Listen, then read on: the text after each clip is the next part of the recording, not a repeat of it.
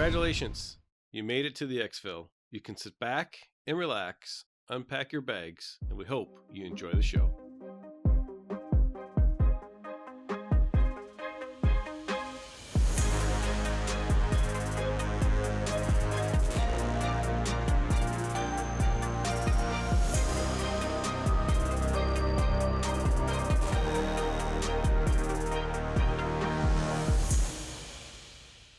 Congratulations, you made it to the Exfil. You can... Oh, wait. You already did that. Hey there! Mike, a.k.a. MTB Trigger here, and with me, as always, is my co-host Ronal, a.k.a. Eric. If you are brand new, welcome. This is an Escape from Tarkov podcast where we talk about all things EFT, and our goal is to get better at the game, and we hope you come along with us for that journey. This week, we are diving back into listener questions. It's been a while, so we had a bit of a backlog, but there are some excellent strategy-based questions, and we wanted to do some gameplay-focused strategy questions, and we've mixed a couple other ones in there, but we anticipate getting through, 3 to 6 of these, because you kind of know how we do. We'll probably get into it and get a little bit spicy. So, anyway, Hideout Keeping this week. I don't know about you, Eric, but my stash is looking clean. My hideout is running on all cylinders. There is not a dust bunny in any corner in my hideout right now, so I don't have anything to report on. We don't have any updates. We don't have anything going on. I just want to say welcome to anybody who's brand new listening, anybody who's joined the Discord community, anybody who found the YouTube catalog and is listening through the YouTube catalog. I just want to say welcome. Hope you're having great raids here as we enter into the mid-wipe, and just hope that you're getting what you want out of Tarkov, and that's it. Welcome. Glad to have you. Hey, what's up, everybody? This week, I'd like to specifically shout out and welcome everybody who is watching through the episodes on YouTube. We're getting comments on all of the catalog of episodes that are up on YouTube, and we can tell from looking at what's going on that people are enjoying the past catalog of the Exfil on YouTube. So shout out to everybody on YouTube. Glad to have you there. As always, the best way to get in touch with me is a DM in Discord or tag me in a message in one of the Discord channels. We're always checking Discord throughout the day, chatting with people, and that is the best way to get a hold of us. If you'd like to follow me on Twitter, you can follow me at Ronal Gaming. And a couple times a week, I hang out in MTB Trigger's Twitch stream at twitch.tv/MTB Trigger. We hang out, watch Trigger play games, shoot people, whatever, and just talk about silly things. Outside of that, if you have something more formal that you'd like to get to the show, you can send that to xpmedia2020@gmail.com. And support for this episode is brought to you by manscaped.com. Use code Exfil, that's EXFIL, for 20% off and free shipping on your order. Manscaped.com, the best in men's grooming hardware and product. Code Exfil for your discount there. Other ways to support the show, the best one is always share it with a friend or share it somewhere on the internet, whether that's Reddit, Twitter, or something fancy we don't even know about. We appreciate any time you share the show with somebody who's looking for more Tarkov content. For the direct support, if you want to support us directly, you can use Patreon for as little as $1 a month, or you can subscribe to my Twitch channel, which Ronald just plugged, and you can do that for free if you already have an Amazon. If you already have an Amazon account, you get one free subscription, which helps us directly if you subscribe to my channel. So yeah, if you're looking for me directly, it's MTB Trigger on Twitter, Twitch, and Discord. But I think we should get into it, Sir Ronald. How's your week, man? How's your week in Tarkov? Good week in Tarkov this week. I'm kind of at that mid-30s now, where I'm at, I think, right around level 35, 36. Hideout is complete. I spent my 15 million on solar power, which means fuel has gone from being a daily shortage when they start messing with things to now completely not mattering. I know I talked about it last week, but I still can't get over how just different it is. when you have 6 fuel cans that last for 300 hours and you came from a spot where you're trying to get 1 fuel can for just, 12 hours or 24 hours even. So pretty crazy with that. Uh, the game itself, I've been doing a lot of tasking, getting through Peacekeeper's tasks. So that would be the spa tour and cargo something and the wet job tasks. Got through a lot of those. I love shoreline, so I've been able to sneak around and get a few of those tasks done with your help, and then a couple of other ones done them at night. And I'll talk more about that because we've got a great question about PvP that we'll be able to discuss and get into some of that a little bit.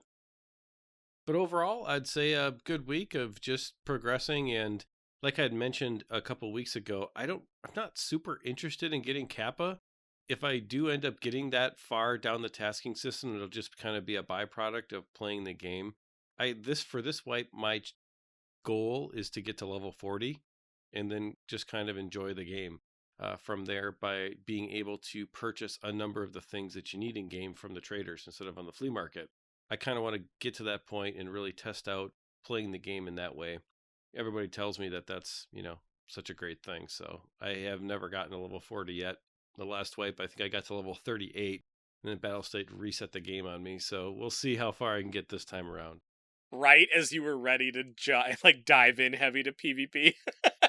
Yeah, I was going to dedicate like 50 million to just doing nothing but PvP and rocking it. And then we started over again. So overall, good week. And yeah, how about you, man?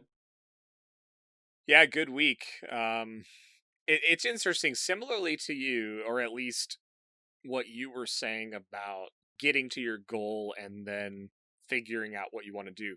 That was my week last week, I had already met my initial case goal. I wanted 4 thick items cases. I know that sounds crazy, but I met that a couple weeks back, and then just through playing the game, I kind of got to Kappa through just playing with other people and progressing and getting stuff done. And once I realized I was close, I just sort of decided to grind it out. So this last week, I haven't spent a ton of time in game because I kind of wanted a break after that last 7 days of Kappa grind, which was a lot of doing things over and over and over and just kind of succumbing to the RNG of Tarkov, which is rewarding in its own sense when you complete it, but during it is absolutely exhausting.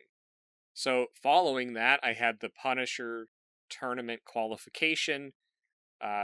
Talked about it last week that we got the 35 kills posted up for that, so hoping to get into that tournament.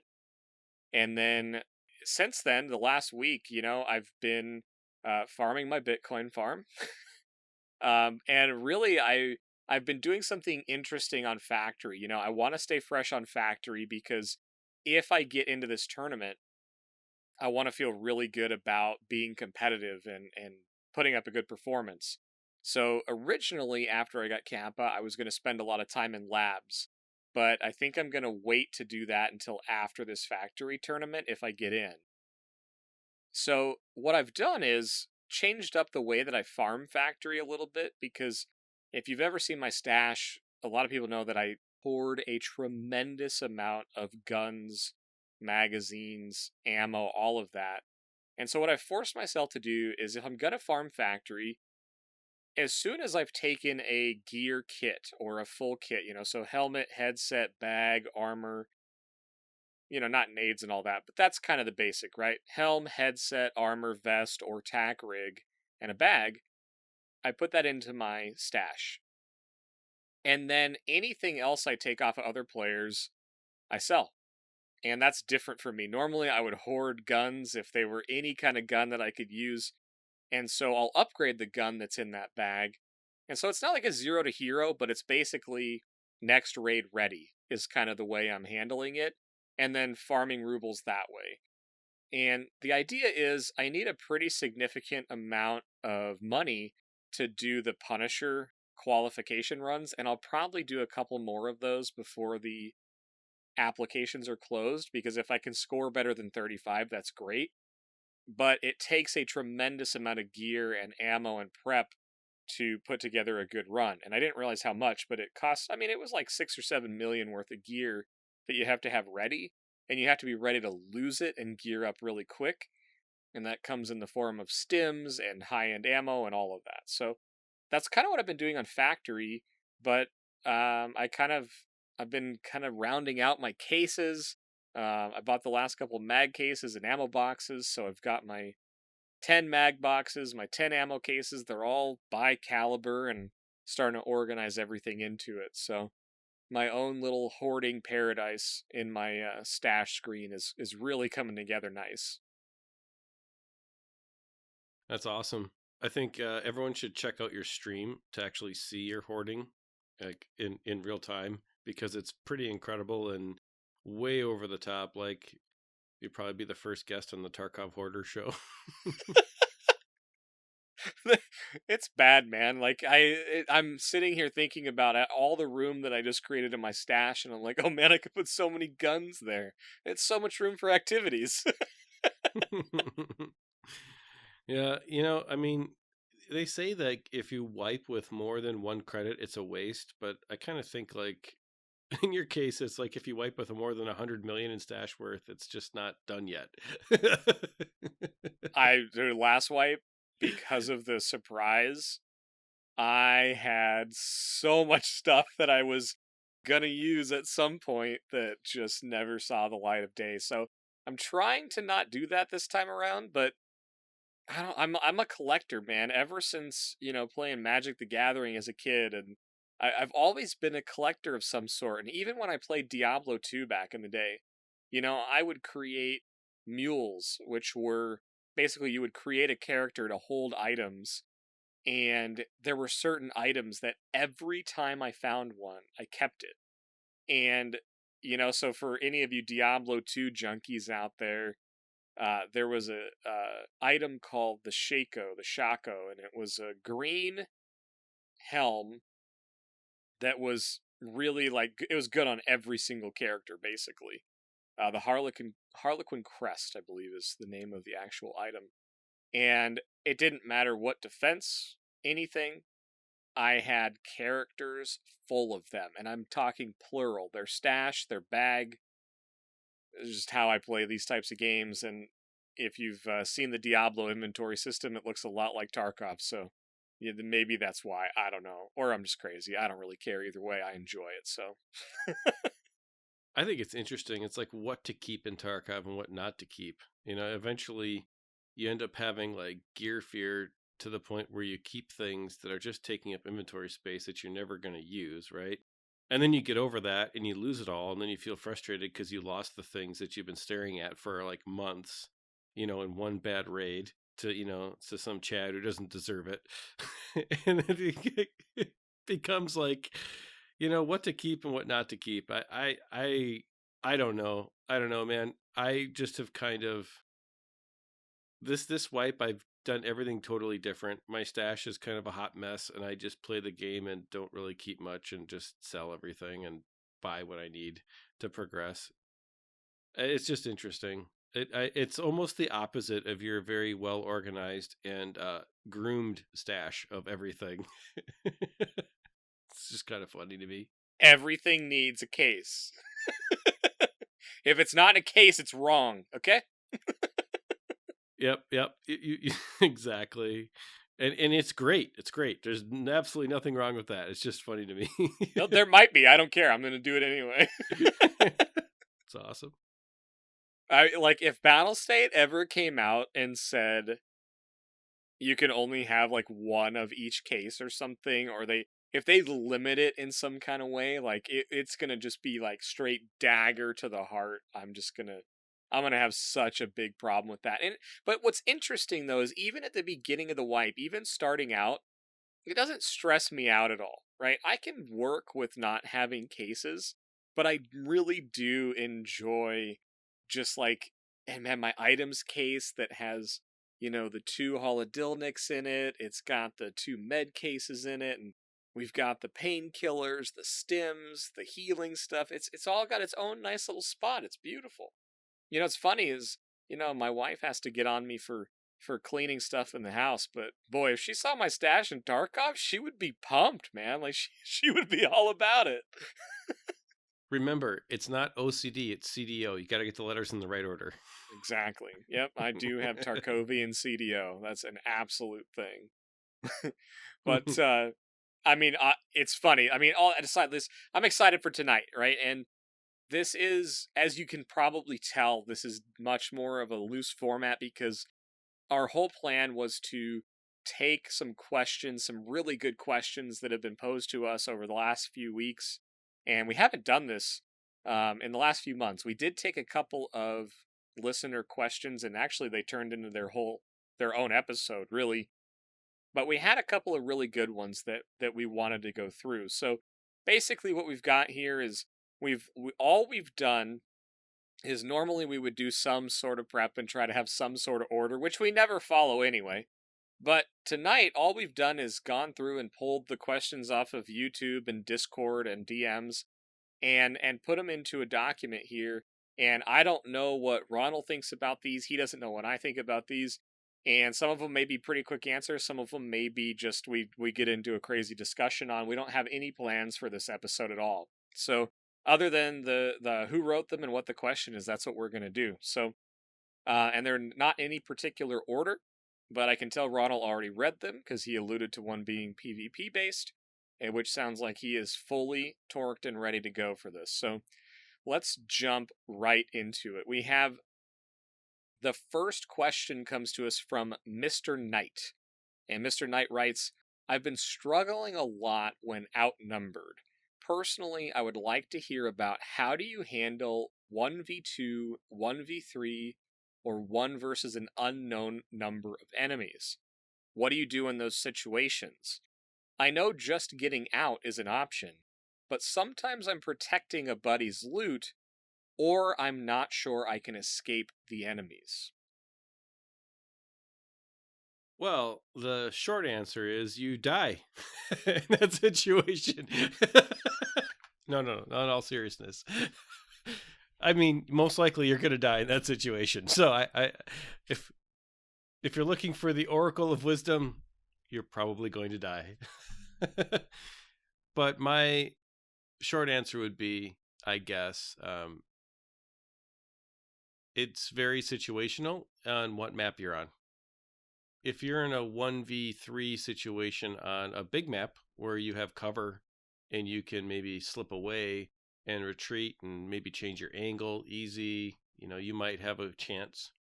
If you're in a 1v3 situation in factory, you're probably in trouble. Not saying it's not impossible, but if you're defensive in a 1v3 situation in an enclosed area in Tarkov, you have to really be very intentional about how much you give away about your position and how you fire at the enemy. Because every time you fire, every time you decide to engage one of those players, two of the other players are no longer being paid attention to by what you're doing. And so those two players can get that extra leg up on you. And it just comes down to skill. I mean, and I'm talking to myself here because I'm not sure that if I was given 10 1v3 situations, I'm not sure if I win more than 3 or 4 of them. And it's a playtime thing. It's an FPS skill thing, not just even in Tarkov. But it's something I do believe that with time and effort, you can get better at and overcome. But there's so much variability in the way that people play. If you have 3 people throwing grenades at you, you're going to die. It doesn't matter how good you are or how much armor you have in. There's just nowhere to go. If you're in an enclosed place, like in a building or something like that. If you're out in the forest, you can pop a stim and maybe run away and retreat. But if you're trying to protect your buddy's gear or something like that, you have to remember that there are times in Tarkov where living is the ultimate victory. And protecting a pile of loot for a friend, even if you die, you have to make that choice. I'm willing to lose as well. And sometimes you can't win both. And so I guess my short answer, without hearing Trigger's thoughts, would be you really have to make a choice about if living is not as important as learning and getting something out of the encounter, which you could possibly take to the next encounter and be better, then you should run right in. But if you have a task that's complete or you have some other reason why living is important, then you're probably better off retreating. This is a fascinating question, and some of the stuff that you just talked about is great because we have very different perspectives on PvP, you and I. I live for these scenarios. This is what I seek out. This is what drives my enjoyment in Tarkov is, can I overcome this? Is my skill level high enough to take out multiple enemies, even if I don't know how many there are? But before I talk about how I handle that and what I think through, Ronnie, you said something really, really critical. You said you have to make a choice. And there is a point where, in any situation where you're outnumbered, whether you were solo or you were playing with somebody else, and you referenced the protecting your buddy's loot, MisterNight. So I kind of want to talk about that for a second because recently, Ronald and I have been doing a lot of factory. We've been intentionally getting into more PvP. And what typically happens when we do that is we both play a little bit out of our comfort zone. I play a very strategic, sound based, take PvP wherever I possibly can on Factory. Ronald he plays similarly, and we both play solo. So when we're playing together, we have a slight disadvantage over the way we normally play sound. And what happens with that as we're learning that is we get ourselves into predicaments where we're hearing stuff and we don't know who it is, and we're talking too much and we miss a little sound cue, and then one of us dies. And when he was talking, what it reminded me of is a couple situations where I died, he's alive, and he had a choice to make. And this is actually really cool. And the reason I'm focused on this choice piece is you have to get to the point where you're comfortable in the scenario where you have enemies or an enemy and you have the frame of mind to make a choice. There will be a time in this game when you're new, or even if you've been playing a long time and you're just not a PvPer, or you haven't really dug into that yet, where you don't even get to the point where you're actively making a choice. You're just reacting. And so the choice is critical, and you've got to get to the choice, especially when it comes to protecting your buddy's loot. Because recently, and this is not the way it was, and Ronald, if you want to speak to this, you can, but it's one of the coolest things that I've seen in the PvP progression in playing with Ronald. Again, we both play a little different when we play together. But I would die, and my loot's out there, and I'm like, dude, just get out. I've got plenty of gear. I'll get the gear up. And verbally, recently, he said, nope, I'm going to protect the gear. I want to figure this out. And that's not, I don't care either way. But at that point, I'm there to support. I'm there to help. I try to listen on his Discord stream or try to say, hey, here's what I think's going to happen. But then I have to be quiet and let him play it out. And we've had some incredible successes, even if one of us has died in that scenario. And there's been times where he's died first, and he's like, no, I had a class 4 and just a hunter or something, don't worry about it. And so there's a choice. Well, okay, well, I want to get the enemy, I want to avenge you, or do I just want to get out so that we can keep playing and get into the next raid? There is a choice. You have to get to the point where you recognize the choice. So that before we go forward, do you have anything to add to that? Because I really do think you hit on something critical in these outnumbered situations. You have to make a choice in Tarkov. Do you want to take a situation and turn it into a learning experience? Or do you want to have a guaranteed reset and keep going? There's nothing wrong with having a guaranteed reset. Retreat, try again. Retreat, and try again until you're comfortable. But at some point, if you're going to progress into being able to do some of the more advanced things in Tarkov and do them well, you're going to have to say, I'm willing to die as many times as it takes to progress my skills past the next point. It's not an easy thing to do. It's incredibly frustrating. And you are correct in that it is a little bit different. And I have gotten frustrated with the game. I have had to take a couple days breaks because progressing in Tarkov and beating your head against the wall, doing the same thing, is not fun after a while. But then you jump back in after a couple of days break and you're like, yeah, I learned a few things, so let's try that a little differently. And then your skill level is higher the next time you go into that situation. I think if you're going to make the choice to learn, be prepared to be frustrated. But then when you start to overcome whatever you're trying to get better at, it's a pretty great feeling of success. But in this particular situation, we should break down how you'd handle being outnumbered. Yeah, and I kind of mentioned, right, I love these scenarios, especially if I'm solo, right? And not necessarily that my partner's died, but working in strategic situations where you're outnumbered. If you play solo, it's going to happen. It is very, very common that you run into multiple groups of or that you run into multiple enemies. And so thinking about it and working through it is something I love. So I guess here's the way that I handle these situations.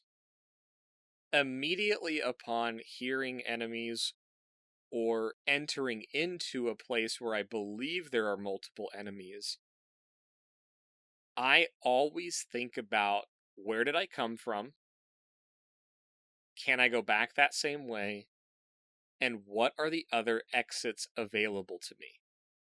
It's not that I'm planning on disengaging the fight, but sometimes I need to change the fight slightly.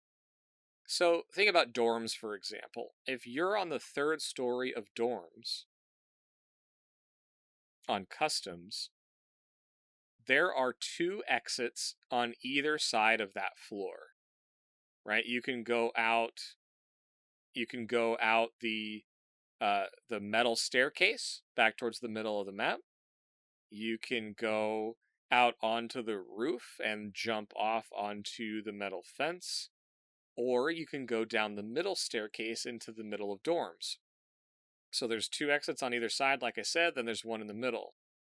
So if you hear PMCs below, or shooting happens, or you had a partner and they died and they saw multiple enemies, you have to immediately identify, in my opinion, what's available to you for leaving or changing the scenery of the fight. At that point, you then have to ask yourself this question, and you've probably heard me say this over the past few episodes. Here's what I believe is going on. What am I going to do about it? It really doesn't matter what you choose, that will have an effect on how the enemy plays. If you decide to make no noise and wait, the enemy isn't hearing anything, which means they will probably proceed with caution. They will clear every room. They will check all of the angles. They will use grenades to try to flush you out. So if you're going to make no noise and you commit to that, you gotta kind of stick to making no noise and hope that you're out of grenades way, or that you position yourself out of the way of an easy grenade and you hold a good angle. If you're standing in the middle of the room and trying to time it as they cross the door, versus standing in the corner and taking an angle where they could only come from one spot, these are the little things you learn as you try that more and more. If you're being aggressive and moving around a lot and jumping and running up and down stairs and throwing grenades, they may have to react more defensively, right? So there's not a wrong answer on how to prep or how to take on one of these situations. And this is a huge misnomer in PvP situations. Chads don't win every battle. Rats don't win every battle. And I'm using those terms right now because there's just, everyone kind of knows what they mean. And there's really no wrong answer, because whatever you do will affect the enemy, but you have to make the choice. What am I going to do? If you go sit in a room and don't make any noise, and then when they get close, you get nervous and you start, turning your character or making noise or checking your inventory or doing something that the enemy can hear, you've effectively ruined the strategy you chose, and you may not even realize you did it, right? And then they kill you and you're like, what? Right? But maybe you turned, maybe you fidgeted, or you looked at your inventory, or you checked the ammo in your gun, and they heard that little noise, which is all they needed to make an action. So know your exits, pick your strategy, and execute it. regardless of the outcome, you're going to learn something. If you choose an aggressive strategy and die, we've talked about it a ton. Record your gameplay. Watch what happened. Why did you die? What could you have done better? But ultimately, that's it. Pick a strategy. Now, there are times, too, where in the middle of a fight, you need to change your strategy, right? If you're outnumbered and you're not making any noise, but then you see somebody cross in front of you and you hear someone behind you, you may need to flip, go aggressive, and kill the person that crossed, and then go aggressive towards the other person. It's okay to switch strategies as long as you're making the decision and you're not just kind of like, not actively choosing what to do. And I know it's hard, but I guess that's the way I would break it down. Know your exits, pick your strategy, and execute it. I die in this game all the time, but I'm now at a point where I have like a 3-to-1 PMC kill death ratio, and I really think what it comes down to is executing my strategies or executing what I choose to do in these outnumbered situations. And oftentimes, look, if you're in a 1v3, they're trying to communicate on where you are, and you don't have anybody else in your ear, and only thing that's going on is enemy noises. So anything you hear is to your advantage. So being outnumbered is not necessarily a disadvantage in this game. It can be, though, and again, Ronald, you pointed out some great points, which if you're in an enclosed area and they're grenading in there, pretty good chance you're going to die. If you've cornered yourself and you get outnumbered, that can be really hard. And there are certain maps, there are certain areas where that happens, but that's when you got to look back and say, how did I get into this scenario? Did I have to get into this scenario? And that's the learning process of Tarkov. It will be frustrating, it will be hard, and there's times where you need to take a break, and that's okay. I do it all the time. If I get wrecked over and over and over again, I'll play something else for a few days. That's okay. But I mean, I wouldn't shy away from these, and don't feel bad regardless of your strategy.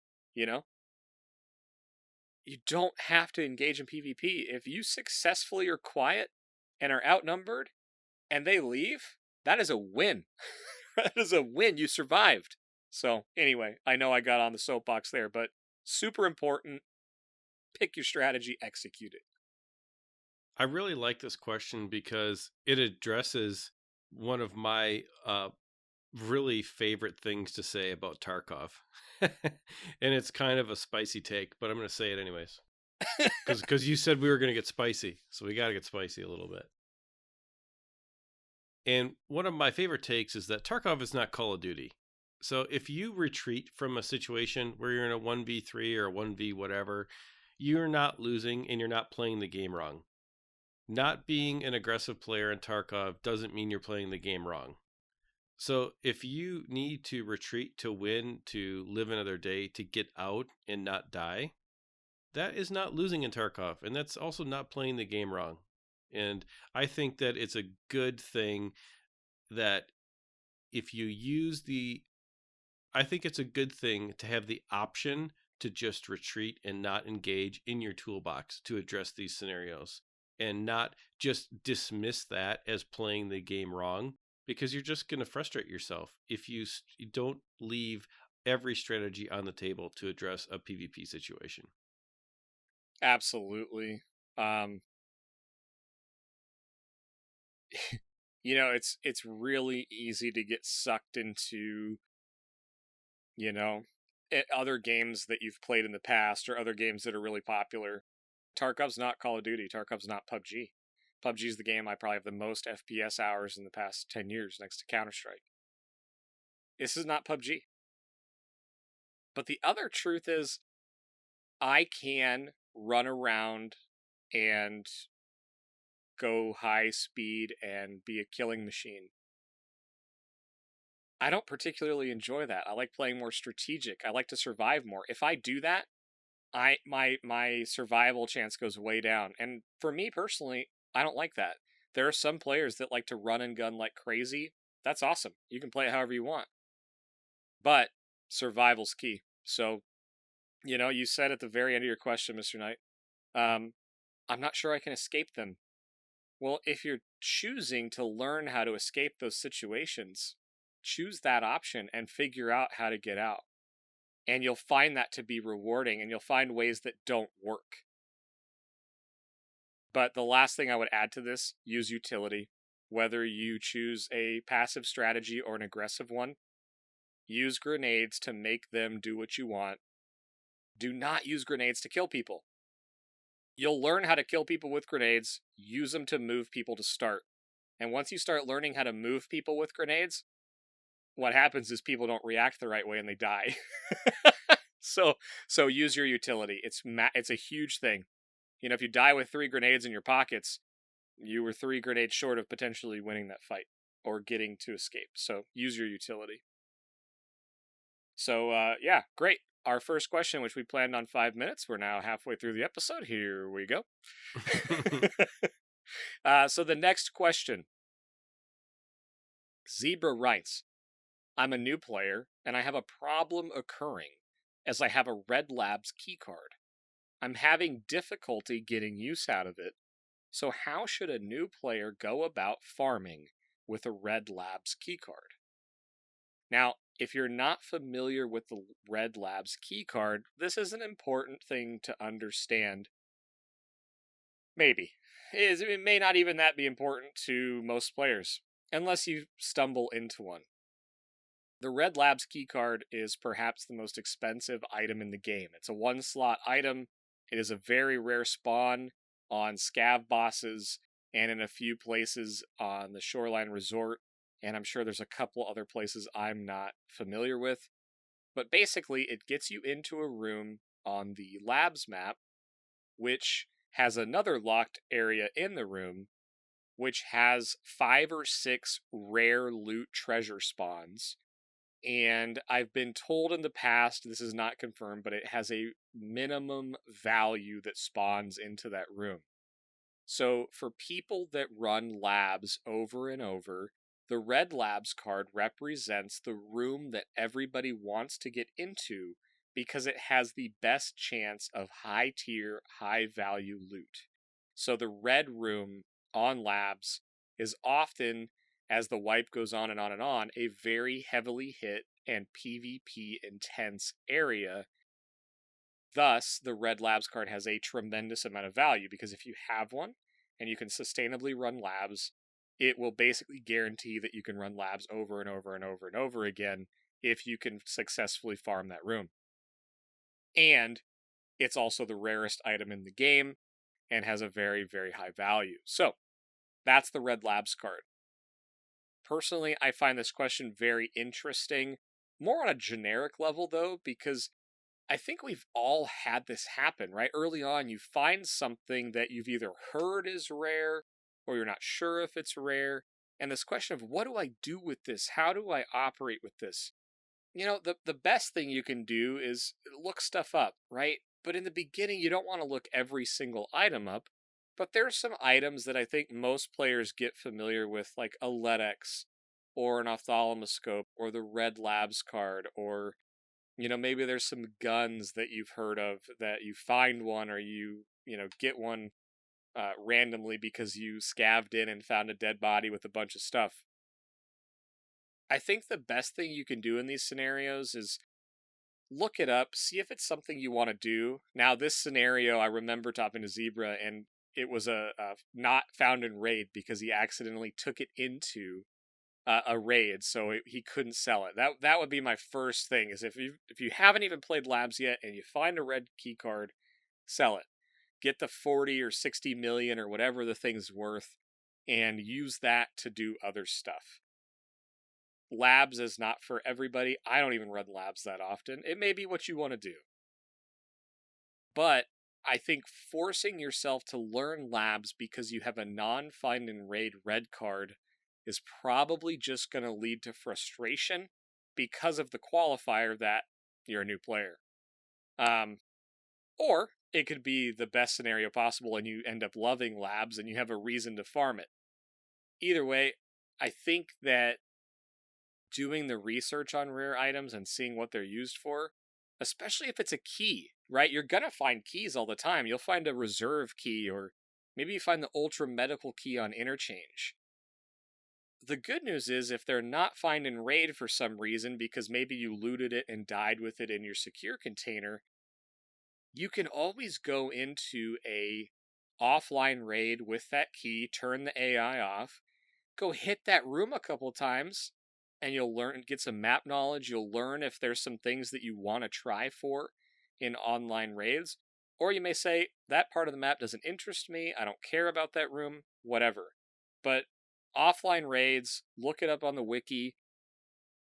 Whether it's a rare item, you can see what it's used for, right? Like a LEDX, for example. If you put a LEDX in on the wiki, you can go see that it's used, or you need to find one in raid for a task, and you need one for your hideout. So you can make the decision there what you want to do with it. So, kind of a roundabout answer to this question. What are your thoughts, man? What do you think if somebody finds a rare item or the red card specifically? What would you recommend? I think if you're a brand new player in Tarkov and you're level 1 or level 2 and you're in your first couple of raids and you come out with a bag full of stuff and you have no idea what any of it is, a rule of thumb, an easy way to kind of cheat your way through not having to look everything up, is if a trader is willing to pay more than, say, 15,000 for an item, you should probably look it up because it's probably worth something. But if a trader is paying, 1,000 to 5,000 for something, it's probably just something you can sell.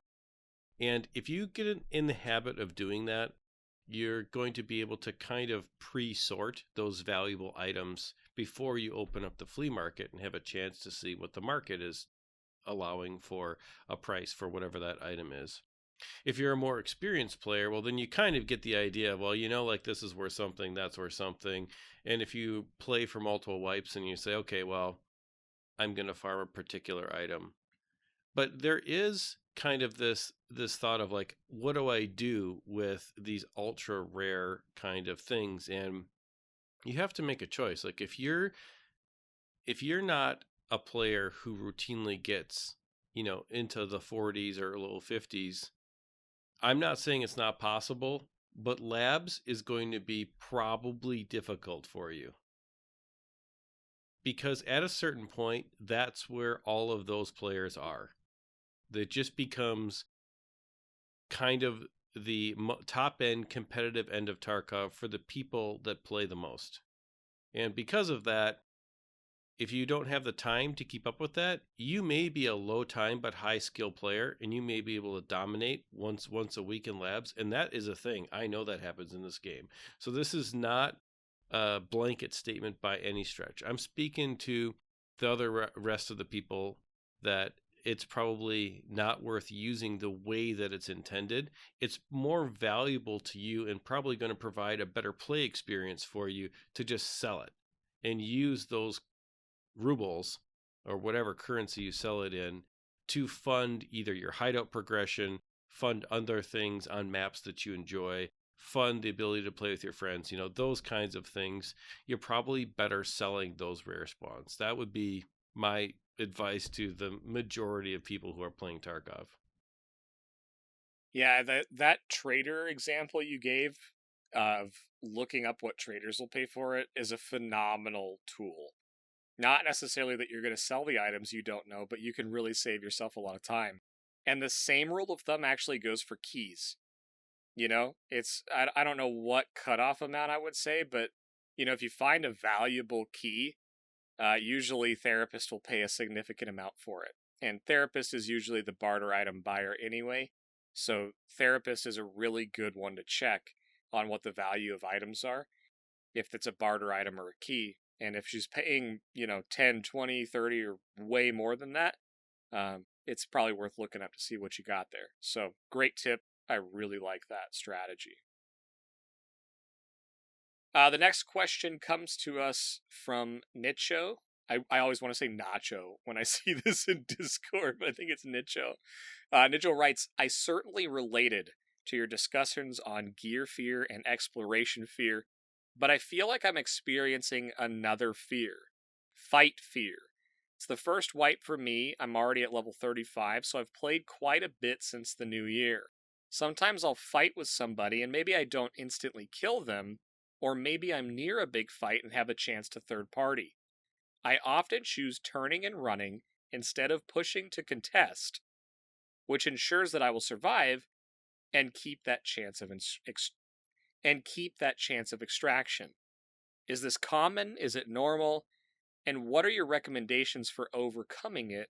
Is it even a problem at all? I want you to... We're both smiling because I wanted you to go first, but I think you're going to make me do it. Nope, you're going to go first on this one because you made me go first on the 1 versus 3. Okay, fair enough. Fight fear is real. It's real at any stage of the game. I think all of the other types of fear that we've discussed is probably leading to this conversation. Gear fear, exploration fear,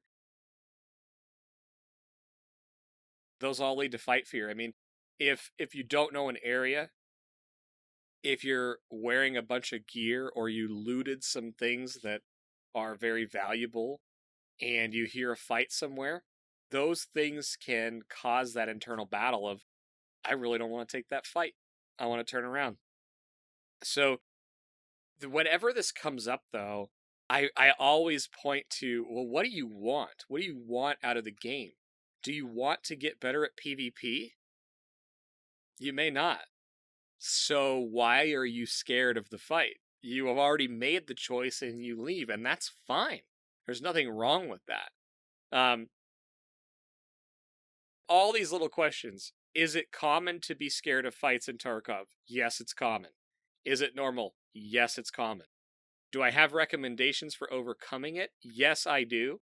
Is it a problem at all? No, it's not. Play this game however you want. If you can get to the extraction, which you're level 35 in your first wipe, you're doing great, I would say. I think that's fantastic. That's really good progression. But you asked for recommendations for overcoming it. And honestly, it's really simple, and you've heard me say it. I said it earlier in this episode. I said it in the past couple episodes. I hear fighting over there. What am I going to do about it? If you want to overcome fight fear, you have to get in fights. You're going to die. It's going to suck. You're going to lose gear. You're going to lose that M4 that you got on day 3 of the wipe somehow. You're going to lose your slicks. You're going to lose your class 5 tack rigs. It's all going to go to somebody else who you may not feel like deserves that gear because they were sniping and waiting. It doesn't matter. The truth is, you have to make the choice, what am I going to do about it? And then you have to go fight. And it's going to take, let's say it's Stronghold on Customs in the new expansion area, right? That big concrete building with the lights coming off of it. It's got the connexes outside. There's machine guns on top. It's probably the most intimidating building on the map. It also happens to be where Reshala spawns. If you hear the gunfights and the grenades and everything going on, and you make the choice to go engage that fight at Stronghold, you will die. You will die again. And then you will probably die again and again and again. Until you don't. And then you've found maybe a strategy that will work. Maybe you got really lucky, so you tried that again. And you try that strat again, and you're going to die. And then you're going to die again. And then you're going to keep dying. But ultimately, you have to make the decision, do I want to get better at PvP? Do I want to get over fight fear? It's not uncommon. There's no problem if you have it, and there's no problem avoiding fights. But if you're trying to get over it, make the decision to engage. And you're going to, I'm telling you, you do it once, you're going to say, why'd I die? Record it if you can, but if not, okay, well, I took this angle this time. The next time, maybe go to the left instead of the right. If neither of those work, run straight at them. Neither of those work, stay back and try to snipe them, right? Try different strategies. Take the fight. Initiate the fight. Or maybe you rotate around to the other side and let the fight come to you. There's so many options here if you make the choice to engage. That's how you get over fight fear. That said, I still have fight fear. If I have full bags, if I have gear that I want to get out with, there are times where I will avoid a fight. I have fear of the fight. Not because I'm scared to PvP, because I don't want to lose the stuff in my bag. And it's not even gear fear of what I brought in, it's progression fear or whatever you want to label it. So, yes, it's common. Make the choice to fight if you want to get over it. That's my take. Well, so I would say in this particular situation, everything that Trigger said is great and correct. I'm going to add a couple things, and by saying that there is no wrong way to play Tarkov. So is it a problem to hear a bunch of gun battle going on and decide you don't want anything to do with that, and that you really never want anything to do with that? No, it's not a problem. And one of the things that I like about Tarkov is that you can play the game in multiple different ways. And you don't necessarily have to always run into a fight and take every fight and be great at that. You can still be successful taking what comes to you and avoiding the big chatterama that happens on every map, wherever that happens. You don't have to dive into that to be successful at Tarkov. If you want to, then do it. Then you're going to record your gameplay, you're going to die a lot, and you're going to have to push yourself to get better if you want that. But don't feel like you have to. I actually specifically dislike the take where people strive to be things that they don't want to be because they feel like it's the only way to play Tarkov. I really don't like that. If you want to play Tarkov your way. It doesn't matter if the person that you're watching or talks to does it differently and they tell you that your way is wrong. They're wrong. It's a video game. I'm just going to say, if you want to get better at something, be prepared to be frustrated, be prepared to die. If you're asking this question because you've made it to level 35, playing the way that you enjoy to play the game, without necessarily being the guy who runs into every fight, don't worry about it. You made it to level 35 and you're having fun playing the game. Don't let other people dictate how you play the game. And that's my answer for this. I agree with all of that. I change how I like to play all the time. Sometimes I want to sit up on a rock and snipe and not do anything for 40 minutes, and I enjoy that. Sometimes I want to sprint around and try to fight somebody on my scav because I don't want to lose gear, but I want to charge them down. And other times I want to strategically move around factory, right? There's nothing wrong with any of that. And if you think there is, I don't care. So, I mean, I do the same thing. You're talking to the guy Right. who runs around in factory with an MP7 like a crazy person by myself and either goes until I die or, whatever, clears out the lobby. Or I waited in a bush on customs for 30 minutes to get a task done because I was so mad that I kept dying at doing it. There's no wrong way to play Tarkov. Just do it your way. You made it to level 35. I'm just going to say, don't let people push you into playing Tarkov a way that you don't want to play. And just, if you're going to change your play style, just understand you're going to die a lot because you're going to be doing something new, and just be okay with it. Simple as that. You said 30 minutes in a bush on customs, and I can just feel the emotion from Boo Boo Got You in Discord. He is going to hear that, and he's probably going to be at work listening, and his whole body is just going to want to cheer, but he can't because he's sitting at work when he hears this. He's going to love it. I think he's like probably the most patient player that I've ever watched, and the way he breaks things down is that way. So cheers to you, Boo Boo. You got a win there. You have affected Ronal into sitting in a bush for 30 minutes. You've done it. Yeah, I'd like to attribute that to patience, but it was alt tab watching YouTube videos. The ultimate in task completion strategies is YouTube. Which, hey, frankly, man, you start a map out and you turn YouTube on to get some of that time to run off and come back 10 minutes later and run a scav raid on your PMC. There's nothing wrong with that. It's a strat. No problem. Yep. And speaking of one more thing on this, I do want to talk about just one more quick way to get better at a situation is to use your scav. One of the ways that I have gotten better at PvP is I scav and interchange and I chase after the bullets. And that's just, it's a whatever you have is what you have, and figure it out. And that has actually given me quite a bit more confidence in my PMC to run into fights. So if that's something you want to try, that's a cheap and easy and really low risk way to do that as well. Yeah, absolutely.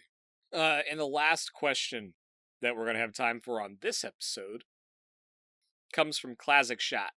Clazzikshot, but 2 Z's in there, so I had to enunciate that. But he writes, I've noticed in this game, there's almost a working cog to how a team moves and communicates. Obviously, this enables a team to be successful, but how do you tackle this as a new player or when reaching out to others to play with who may be above or below your skill level? It's an interesting question because actually just this week I had someone reach out to me, and I was thankful they reached out to me. They were wondering how to play with people who are better than they were because they were having trouble with just comms and feeling like they were lagging behind and dragging the group down. And it's an interesting thing. If you're going to join a group of, especially if you're joining a 3-man who's looking for a 4th for the night, you have to understand this is a group of people that play together all the time. They're going to have cultural norms that are outside of what you know, right? They're going to have inside jokes and communications. They're just things you're not going to know. So you just have to understand that, hey, that's just going to be what it is. And you have to make the choice to do that. If you are a player who's looking for some help and you're going to play one-on-one with someone who's much better than you, I would ask them. And what I mean by better is if they're a much higher level. So say you're a new player at level 5 and you find a level 40 to take you around. I would have a conversation with them before you get into the raid about, okay, what kind of play style do you like to do? Do you like to run around or do you like to play patiently? What do you like to do?